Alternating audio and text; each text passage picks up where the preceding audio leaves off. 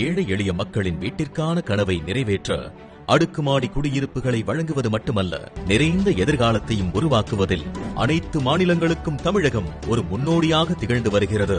2404 புதிய குடியிருப்புகளுக்கு மாண்புமிகு தமிழ்நாடு முதலமைச்சர் அவர்களால் அடிக்கல் நாட்டப்பட்டு பணிகள் துவக்கி வைக்கப்படுகிறது.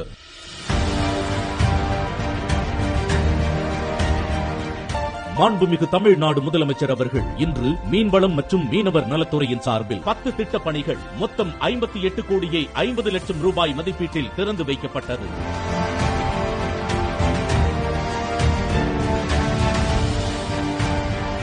மாண்புமிகு தமிழ்நாடு முதலமைச்சர் அவர்களால் வருவாய் மற்றும் பேரிடர் மேலாண்மை துறை சார்பில் மொத்தம் ரூபாய் 16 கோடியே 5,60,000 மதிப்பீட்டில் புதியதாக கட்டப்பட்டுள்ள 27 வருவாய்த்துறை கட்டடங்கள் இன்று திறந்து வைக்கப்படுகிறது.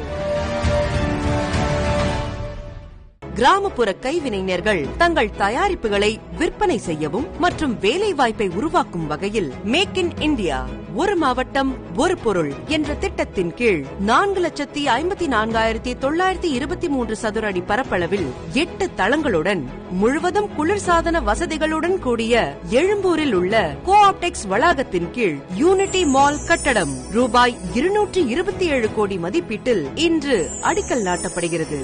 சிறப்பாக செயல்பட்டு வரும் தமிழ்நாடு இந்து சமய அறநிலையத்துறையின் கிராமப்புற திருக்கோயில்கள் மற்றும் அறநிலையத்துறை கீழ் இல்லாத ஆதி திராவிடர் மற்றும் பழங்குடியினர் வாழும் பகுதியில் அமைந்துள்ள திருக்கோயில்களுக்கு திருப்பணி மற்றும் இதர மேம்பாட்டு பணிகள் மேற்கொள்ள ஆவண செய்யப்பட்டது. 2024, 2025 நிதியாண்டில் திருக்கோயில் ஒன்றுக்கு தலா 2 லட்சத்திலிருந்து 2.5 லட்சமாக உயர்த்தி 2500 திருக்கோயில்களுக்கு சுமார் 62.5 கோடி ரூபாய் நிதியுதவி வழங்கப்பட உள்ளது.